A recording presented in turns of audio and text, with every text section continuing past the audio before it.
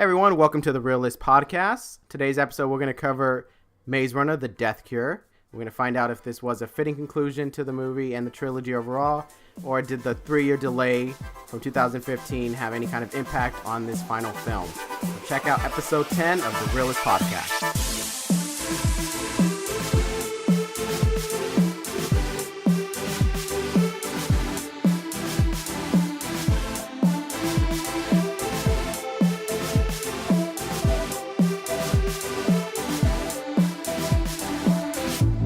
Welcome back, everyone. I am Oscar. I'm Donnie. And we have our producer, Ruben. Hi. Rhubarb. Rhubarb, that's this one's episode. This one, yeah. I'm calling him rhubarb this time. All right. Like strawberry rhubarb pie. Is there a tie for each one? Yeah. Okay. Just keep listening. You'll hear different ones. All right. So, yes, today's episode is Maze Runner. Donnie, we did it. We did the Maze Runner. We finally concluded the series. Oh my gosh. I have to tell you, when we walked out of that theater, I was feeling some type of way. I had some emotions going on. Ooh, because it was the final one. You don't get any more? Yeah, I mean, I'm not trying to compare it to Hunger Games here at all, but like, let me compare it to Hunger Games. When I finished that series, when I finished that, anthology, is that how you say it? Anthology? Is that what would be the fitting word? Trilogy. This isn't trilogy. Anthology is different stories of the yeah. Okay, so but there was like 4 movies. But it's still a trilogy, I guess, right? Anyways, what I'm trying to say is when I finished Hunger Games, I feel the same way how I felt when we just finished Maze Runner. Right. Like it's like the end of an era, because you're after 3-4 films in. Well, Hunger Games was 4 films, but after 3 films in, and all these years pass by, and it's like, you're kind of on this ride for like years. And then it finally comes to an end. So then because you're invested. You're like, I saw 2 of them. I can't just. I have to finish it. Like I have to finish what I started, and so yeah, I'm still processing. 3 years. So I guess we can start off with that. That's the biggest news going into this movie. Was can it still run on its own despite the last one being in 2015? So, I thought that when the trailer came out for this. And I was like, wow, like we are finally coming back like 3 years later. I honestly didn't know how I was going to feel about going into this film. I didn't think that I was going to be as invested as I was because so much time did pass. And I was kind of, I kind of was going back and forth. Like a part of me wanted to finish it out and wrap it up and was excited. But the other part of me was like, I feel like I'm kind of over it at this point. Like it's been 3 years. Let's cut ties. Right. It's just like, I moved on. I've moved on. But I graduated. I got a car. I got a job. I got a new job. I got married. I had children. No, I didn't. Nothing. None of that happened. 3 years. But I must say, when we started the film and about like after the first scene, like the kind of rescue scene, the attempted rescue scene, I was like into it. I was like, all right, I'm right back into it. Like, we left off here. Let's go. Like, I was ready. Nice. So nice. It did. Regardless of if it was 3 years had passed or not, I was still into it. Nice. Yeah. I mean, I was always into like the last one. I was always keeping tabs on it. I always wanted to know when it was going to come out after the whole injury for Dylan O'Brien. So yeah, I was always interested. I knew like general public had like kind of moved on from like young adult adaptations, right? Because it was like right at the time where you were finishing Divergent, Hunger Games, yeah, Twilight, yeah, like you were getting on those crops. Forgot about Divergent, and Maze Runner was just like getting ready to wrap up, and then that incident happened that caused the delay, and it was like, no, I knew it was gonna have its drawback. I knew it wasn't gonna be number 1 worldwide. Well, it's actually doing well box office wise, but yeah, I knew I always had my tabs on it, so I'm happy that it finally came to this point. But yes, I mean we'll get into the movie thoughts, but I mean to recap for those that have not seen the Maze Runner, just to interject here, should we do our spoiler alert right now? Are we gonna do spoils? This has to, for the first one and the second one. Well, no, just for the last part of it. Well, for the third one, yes. The third one, we're gonna do spoilers. Well, this is just a recap of what the movie is leading up to this film. Just for those that don't know Maze Runner, but are being awesome listeners and listening to this episode. Okay. I'm gonna say episode 1. The first movie, The Maze Runner, and the sequel, The Maze Runner: The Scorched Trials. Yes. Essentially, just the the main plot is a group of kids are immune to an infection that has taken over the world. And it kind of really like makes you zombie-like behavior. You're practically like, you're not yourself anymore. You're like a zombie. You're a creature. Yeah. So a group of scientists called Wicked, or organization, they are attempting to find a cure. And since these kids are immune, they want to study them. So they put them in this maze, literally the maze in the first one. And they're just to experiment. They feel like their brain activity and like their thoughts and everything is what is going to lead to a cure. So they're really just trying to figure that out. Then the main character, Thomas, arrives, joins the group, starts to have different feelings of, hey, we shouldn't be doing this. We can be free. Leads the group to rebel. And then they end up escaping the maze. Mm-hmm. And then the second one, this is the second one now, the Scorched Trials. This is just essentially them on the run. This is them trying to find a way to get away from Wicked and just move away and just completely abandon that. Turns out one of their close friends, or they thought there was a close friend, ended up betraying. And Teresa, yeah, who was also starting to become like a love interest for Thomas. Exactly. Ends up ratting them out, telling Wicked where they're at. So now they've captured a lot of people that they were with. They kidnapped one of their close friends, Mino. And so that's where we start the third movie. And this is where officially that spoiler alert takes into place. But not that we're going to go through each movie. But my initial thoughts at this point, given that we've seen the first two, I was really curious as to how they were going to wrap it up. Because the title, The Death Cure, I felt like this wasn't going to be about they find a solution and peace is restored and Wicked ends up, really being helped. I always felt Wicked was the bad guys. I never felt like at once they really were doing the right thing. You still feel like they're the bad guys after watching the third film? I do, because the way they approached it was what made it bad. Yeah. Helping, trying to find a cure was not the bad part. And I get for science, you have to take risk. You have to do those kinds of things. But I feel like there's so many different ways you can approach that. Like you didn't have to have these kids feel like they are like lab rats. But that's to get like that's more a whole nother conversation. That's a whole nother right. That's a whole nother debate on ethics and the medical field. But again, we're gonna become the realists, the REAL. I know that's like a different podcast or a different version of Reel-ists Podcast. I mean, like I always thought that they were bad, so I really was interested in what the group was going to do. How do you really move on in a world where it's destroyed? Like, what really is going to be your life afterwards? And that was really what I was curious about going into this. I didn't know that. I didn't read the books. You didn't read the books. You don't know what I read. I knew that was going to come. I did read the books, actually. And no, I didn't read the books. I'm just kidding. But I mean, no, like not reading the books, we don't know what's going to happen. So I think that was great for both of us to have just an open mind and really find out what's going to happen. They definitely took a direction with Mino being like he stepped up like supporting character to like like the main focus. Like that's all that everyone was talking about was Mino. Like a good Marsha. Mino.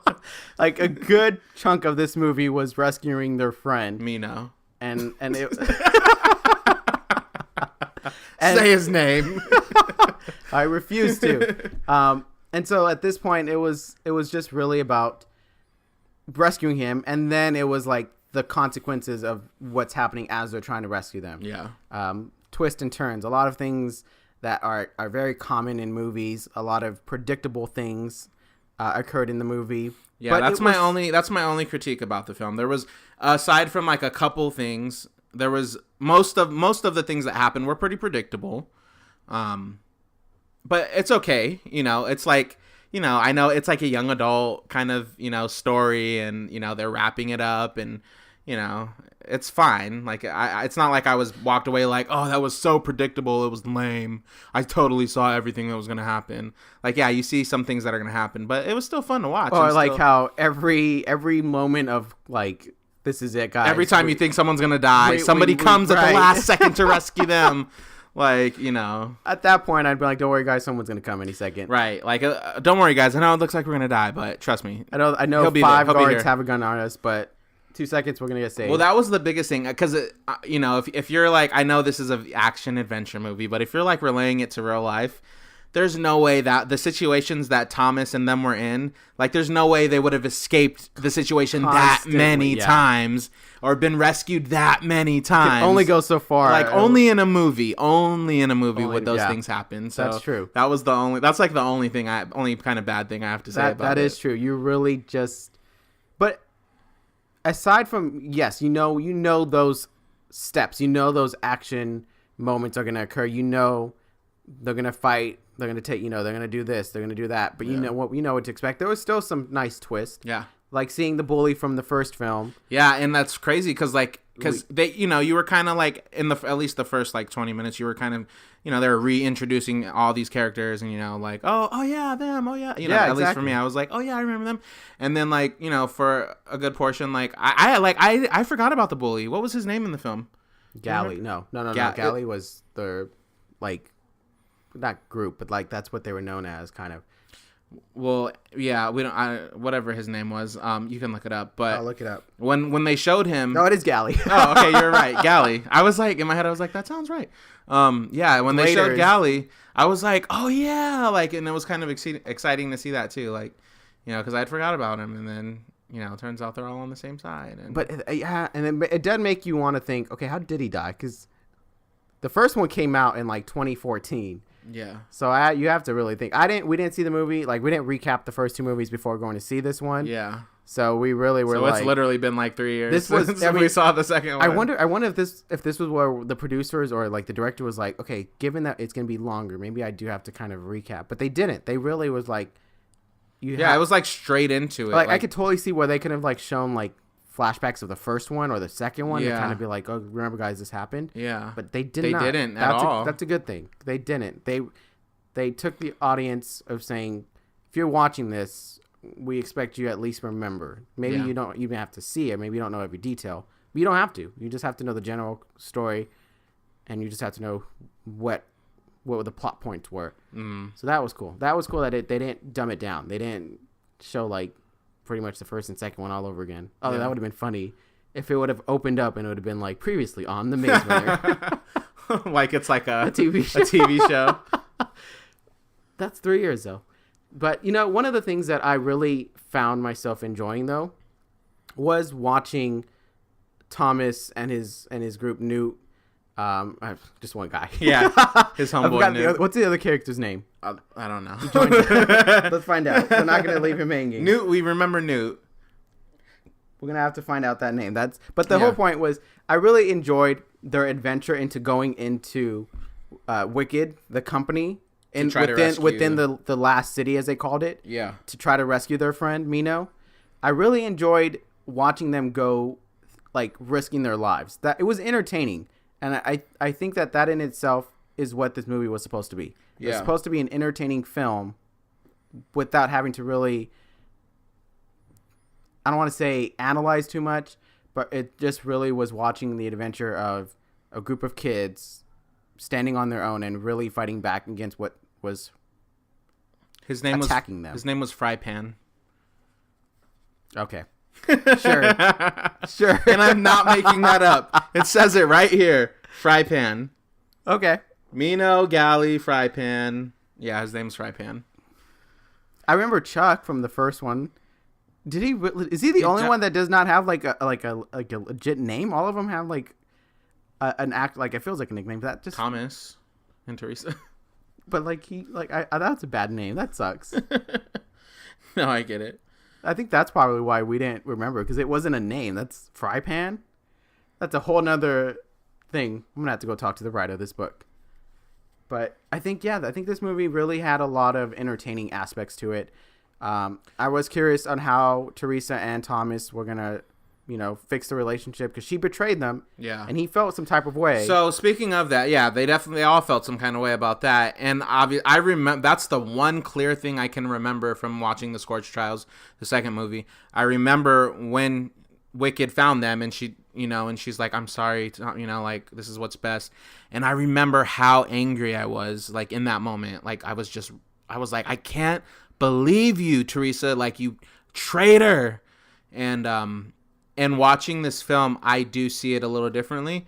I still feel, I mean, you know, like, I don't know, Oscar, do you think it was right or wrong? Like, do you think she made a really, like, bad decision and was, like, a traitor? Do you think it's fair to call her a traitor for what she did? Because I don't, after watching this film, I don't think so. I think she really, in her heart, and I think Thomas felt this too, like, she really honestly did what she thought was best. Whether it was or not is to who, like, that's up for debate, but I think she was really focusing on trying to, like, find a cure for the human race and try to, like, she was really thinking about everyone's survival. She really had that. I get, and the thing is, she also says in the movie, she says, I would have done it again. I don't regret it.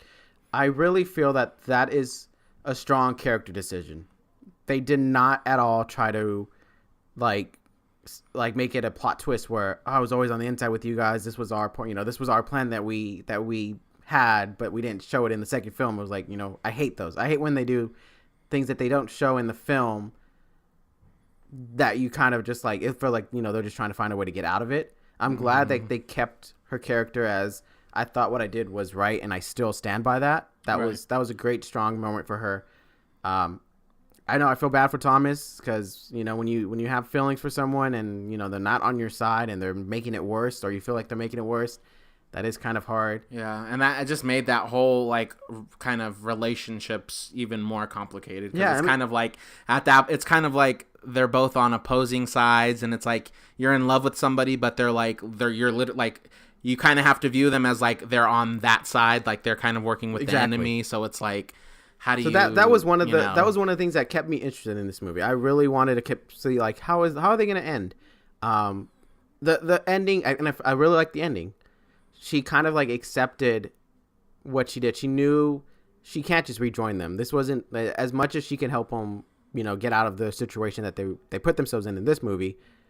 What she did was just something that she feels was the right thing.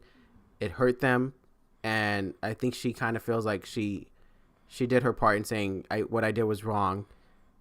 I'm not gonna make it worse for you guys anymore, but I'm out. And just to reiterate, specifically what she did was they were on the run from Wicked, so she narked on them and basically said, "We're here, Wicked, come get us all." You're right. And then she basically, like, partook in taking some of those people back to Wicked and studying them. So, like, Mino, they were studying Mino, they held him captive, they were, you know, experimenting with his blood, and she was very involved in that as well. So I can totally see why Thomas and the gang, all of them were, you know, viewed her as a traitor and, you know, didn't want to, you know, forgive her or whatever. But I do feel, I mean, she, like I said, she felt like she did what she thought was best for, like, the survival of the human race. So it's like, I can't fault her for that. And I feel like Thomas kind of felt like that too, even though it was like, you're on that side and we're on this side. We're here because my friend is in trouble. You put that in that spot. Yeah. How it ended, she died. Straight up. I liked it, and, you know, before she died, it looked like her and Thomas were gonna die together, and they, you know, kind of, you know, had one last final goodbye kiss, looking into each other's eyes, you know. But what happens, Donnie? Somebody comes to the rescue, like they always do in this film. This film, I want to be in this world because I know if I'm in trouble, I'm gonna be saved. Right, I'm gonna be like, where's Oscar with the helicopter? He should be coming any second. Like, I'm gonna be a little dramatic. 2 seconds late, boom, here I am. I knew it too. Like, is when they were when the helicopter came, it wasn't a helicopter. It was like this big, aircraft that held the really big aircraft. And they were wobbling to it, and they had got Thomas in it. Thomas and Teresa were on a burning building, and it was collapsing. And Thomas got on it, and I knew, you just know she's gonna die, you know, and especially when he got on it first. Granted, he was shot, and they were trying to, like, get him to safety, you know, like trying to reasonably make sure he was first. But, like, I just knew she was gonna die. We all did, and it's, you know, it sucks, and you feel bad. And I feel like it seemed like Teresa was okay with it. Like, she was like, you know. Yeah, she and it felt right. Like, I mean, obviously they're not doing a fourth one. We don't know, at least. We don't think they are. We don't think they are. But if they were to do a fourth one, you don't really want to see her because at this point you're gonna play the same things again. You're gonna be like, is she on our side, or is she still on the side of doing what she thinks is right and willing to betray us again? Yeah. I really like that they said goodbye to her. Yeah. Well, not like they had a chance to say goodbye, but like they wrapped up her character story. Like that was really nice and different from an adaptation. Like I felt like normally she would have been like on their team again, and she's back to the good side kind of expected thing. So for a movie that was hitting a lot of predictable notes, that was one that I was happy that was not predictable. I was glad that they did keep her dead. I can just see if this movie was like one of those that like had 7 movies down the road, on the 8th one they bring her back. I can just feel like that would be what would happen. I feel like she would only come back in like a dream or something, or like in Thomas's memories. In the next one she would, but in like the 8th one she'd be like, I never died. I was rescued. See, I was rescued. This is really how it happened. And then we're like, what? All right, now you guys are reaching. Like, come on. That's not. Yeah, so, I mean, I really like that. Speaking of things that didn't take a predictable turn, the one thing that I did not see coming at all, which you guys know, you and Ruben know, because I turned to you and was like, oh my God, did you see that? I literally turned to both of you and was like, did you see that coming? Because I didn't see that coming. Was Jansen. So Jansen, who kind of was like the villain in this film, worked for Wicked, was his, sole mission was to get... Was that the soldier? Yeah. The right-hand soldier kind of. Yeah. Basically trying to take out Thomas. Take out / capture him / stop him. He just had it out for Thomas. Right. So he finally, I think he shot him in the stomach, and he's trying to. At this point, he's trying to. Thomas's blood is like basically the cure. He right? is the cure. He is the cure. His blood like the cure. Reverses all of these zombie like diseases. Like he is symptoms. The cure. Yeah. Symptoms. Exactly. Yeah. So Jansen, which is the shocker, is he is infected. And the reason he is trying to get this blood, or the reason he's trying to get Thomas is because he needs that cure. Right. Because he's infected. And I did not know that. So when they showed him hiking up his sleeve and you can see the purple swollen veins all through his arm, he's infected. And it's like, I was like, whoa. Because I thought he just had it out for Thomas because he just like hated him. Or it explained his motivation. Yeah, it definitely, you finally got it. Because you're like, why is he like out for blood for Thomas? Like, what is it? But you get. I definitely understand that. That clarifies why he's a bad guy. What I did not understand, and I'm still questioning, was the doctor, like the main doctor. I think her name was the woman. Ava. Yeah, the woman. Mm-hmm. She, in the first 2 films, it looked like she was the one that was Ava like, was her name. Ava. I'm the bad one. I'm running the show. Yeah. And then this one, she was just like. She seemed like a softer side. Yeah, it seemed like she was like almost like a good person. Right. Like it was completely different, and I was like, I hate you, but now I don't. But right now I don't hate you so much. You just don't feel important anymore. Like you just don't feel like that important. You feel like you're just there at this point. I don't know. I don't like that they set her up, and then in this last one she failed to deliver. Like they gave her more like emotional side, a humane kind of personality to what she was doing. Mm-hmm. But that's not what I want. If you're going to set me up that I should hate you, and then the third one just be like, I was just doing what I was doing. Like, it didn't. She didn't continue to try to be like, I know what I'm doing is right. She kind of was like, Teresa, you got this project. You got this. You want to take over? Mm-hmm. All right, you go take over. Like that's what it felt like. It didn't feel like that. And so when she died, her death by Jensen, I was like, okay. I was bummed when she died because she was. I was like, what else were you gonna do? Like, I felt like that was just a way to just be like, all right, we don't know what to do with this character, so we're just gonna kill her.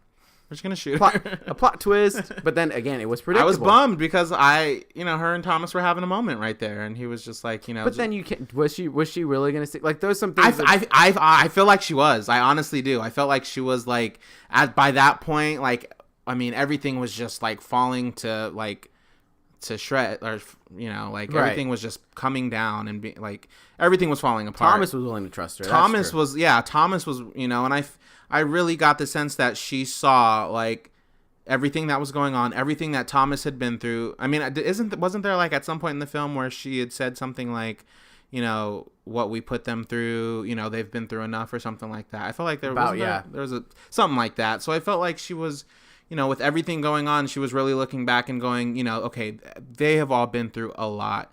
So I felt like in that moment when he was like, you know, please just leave them alone, and she was like, you have my word, I felt like she really meant that. And then, you know, a millisecond later, Jansen shot her in the back. Not even enough time to process that she might be good. Yeah, I mean, yeah. Which kind of leaves me with, I don't think she was good. That's how I end up wrapping her character with, she had some plan.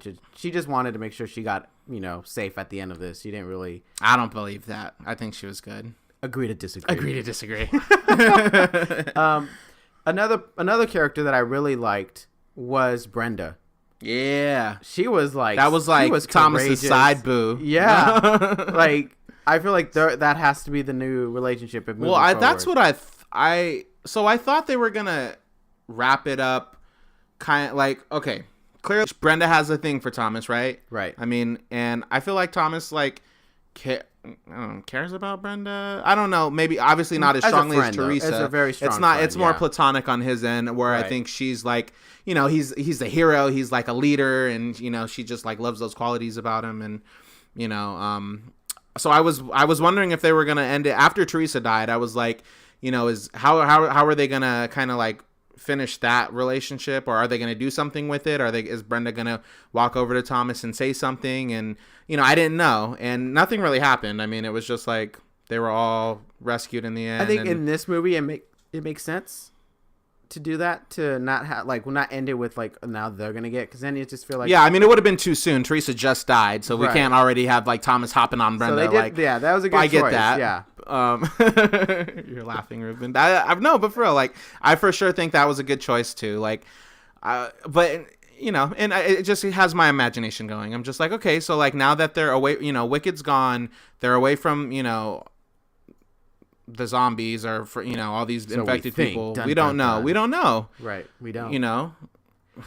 But I still have questions. You want a fourth one? I don't know.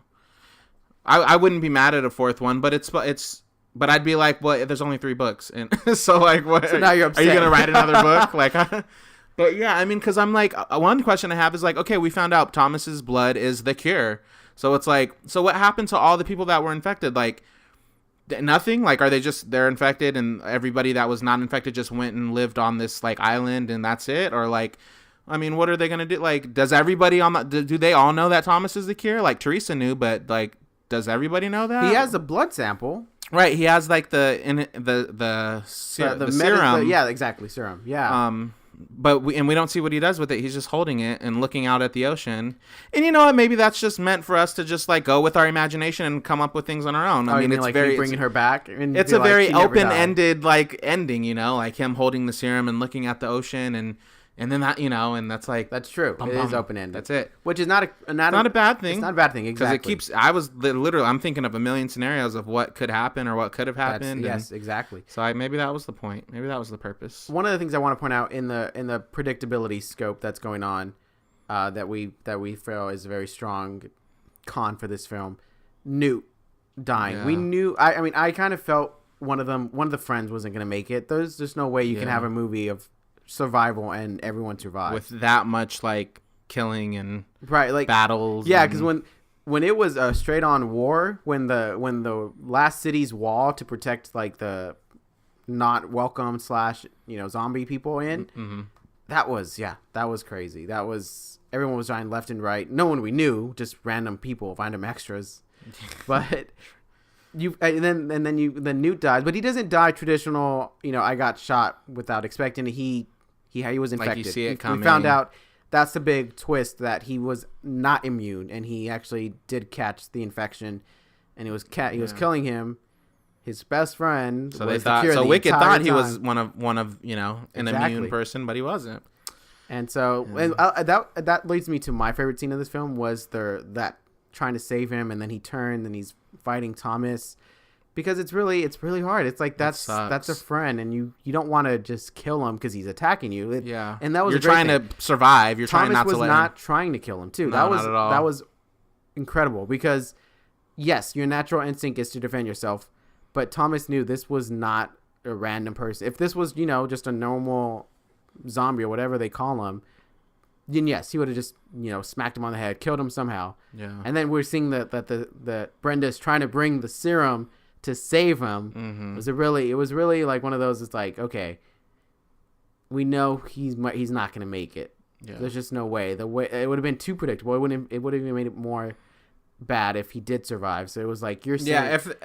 It's like, and it's kind of like he was such a good friend till the end. I feel like he whatever Thomas did, like, and he said it. He was like, I've always followed you. In the letter that he wrote him at the end, he was like, wherever you would have went, I would go, or something like that. I don't know if that was needed. I don't know if the letter was needed to be.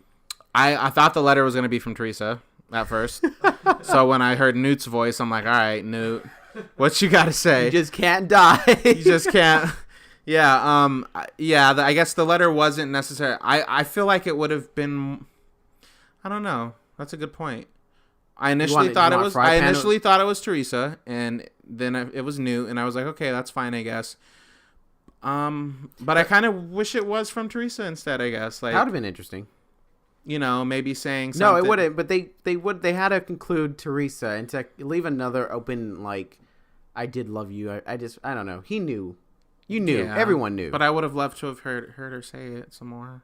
One of the moments that I feel makes it hard to really give this movie like a great score, like a good score, is the lack of the development of the other characters. This is the third movie, and I felt like this was, again, just Thomas, Teresa, Newt, and then all of a sudden Mino. Right. It was up in there. Mino had such an important role. And then obviously Jansen and Ava, like their whole, them being, but like Jansen being villainous. Nothing else developed for these characters though. Like the only ones that got developed was Newt, Teresa, and Thomas. Everyone else was just the same from the second and first. I mean, Brenda too though, right? I mean, she had more to do, but she didn't get more. She didn't have any more. Like, they didn't progress with her. Like, okay, her trying to show that I do like Thomas, but I respect that he doesn't seem like that. They never developed her. They just gave her what to do, and the same for the guy that she was with.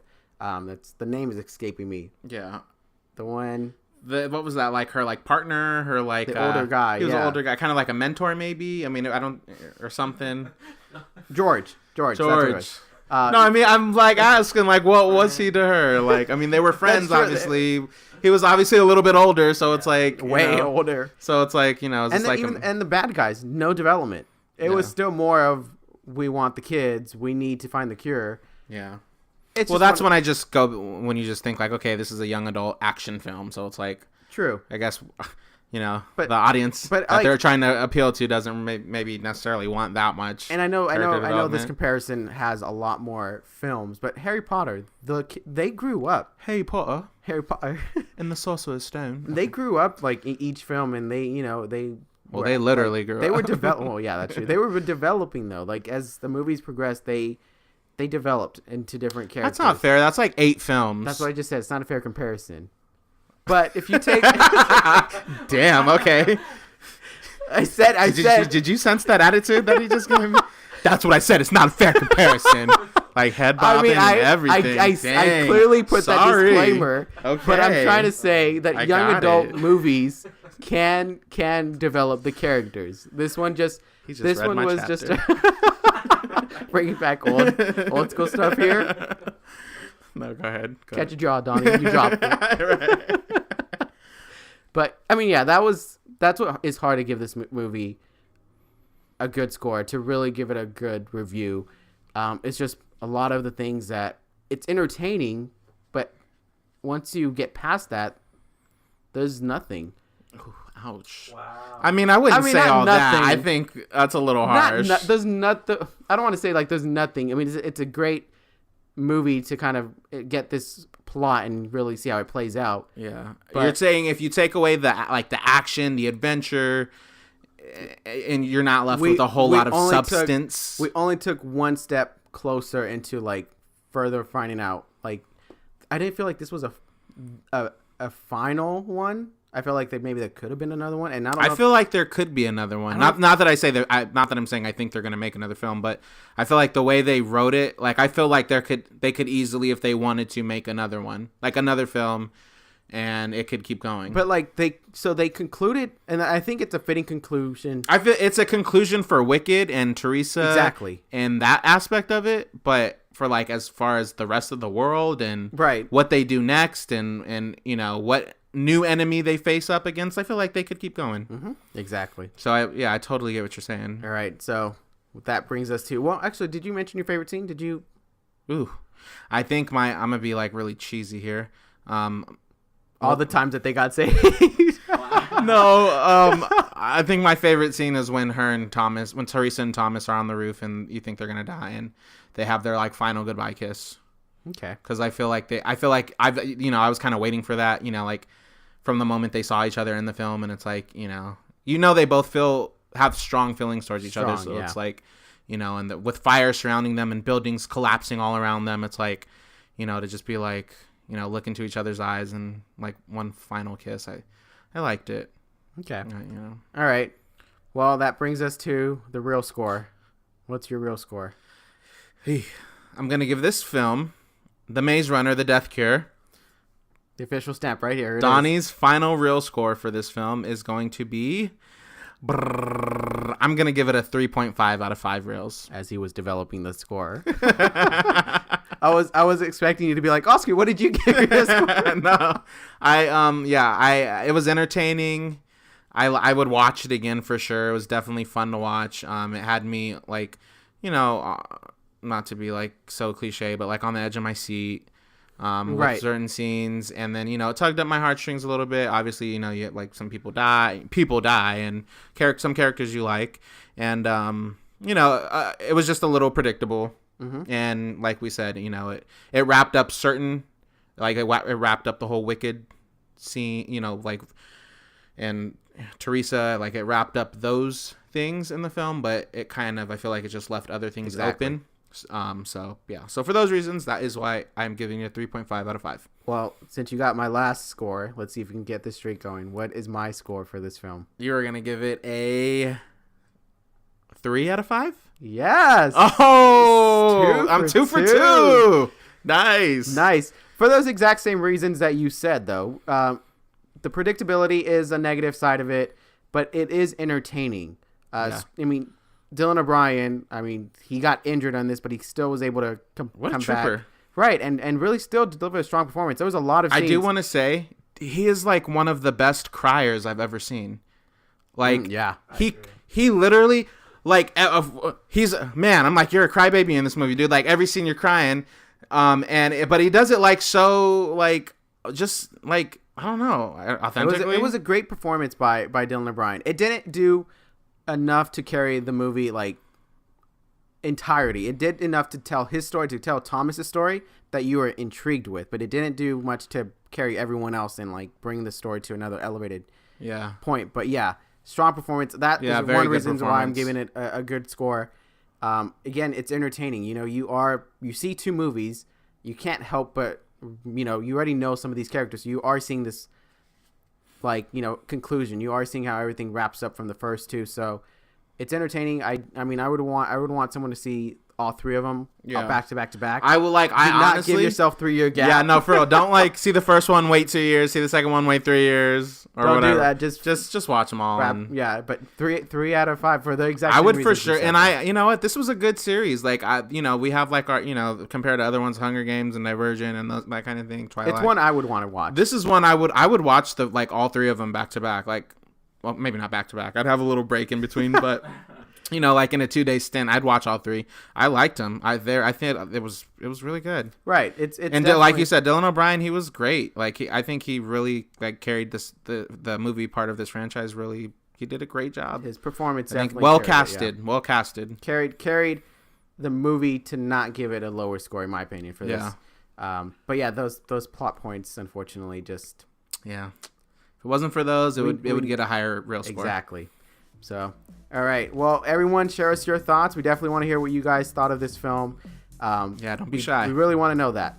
And that's going to be this episode. But we want to talk about what we have in store for February. Ooh, what do we have? We have the road to Oscars. Hey, the road to Oscars. Not the Oscar sitting across from me. Not my house. Not my party. Okay. The different Oscars. The Academy Award Oscars. Oh, okay. Yeah, that one. I thought we were saying road to my house. No. That would be the road to Oscar and Donnie, right? If it was our house. That's true. Just kidding. No, yes, the road to Oscars, the Academy Award. We're going to be covering some of the films that are nominated for Best Picture. Yes. We're going to really find out why they could win. We're not necessarily going to say, whether we think they're going to win. We're just going to see and understand why we feel like they might win. Yeah. What makes them Oscar nominated worthy, I guess. Exactly. Our thoughts of that. So definitely be on the lookout for that next week. And in all of February, we're definitely going to have a new episode from a movie we watched that's new release. And we're also going to have an episode that's one of those selected films. We're going to do quick reviews for some of the films. So definitely just keep an eye out on that. A lot of good stuff coming. Road to the Oscars, March 4th. We're ready for this. Yes, we are. But thank you, everyone, for listening. I do want to mention, again, thank you to DJ Apnick for covering thanks, the guy. song.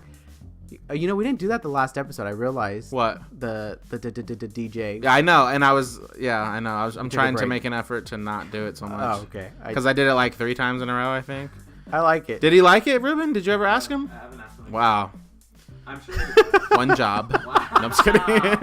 From his 15 other jobs. I know, from your millions of other jobs that you do for us. But yes, thank you always for that music. We really thanks, we DJ can't Apnick. thank you enough. Thanks to our listeners. Exactly. Follow us on, I'm going to say Twitter, Instagram, and I'm going to say social media, but that threw me off. Twitter, Instagram, and Facebook at Team Reel-ists. That's Team Reel-ists. No dash. Mm-hmm. And you can also check us out on iTunes, Google Play, SoundCloud, Stitcher. Did I miss one? I don't think I missed one. I think And I our got them website. all. And our website, thereelistspodcast.libsyn.com.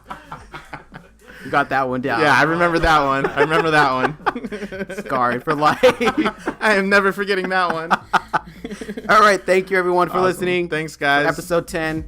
Appreciate it. See you next time.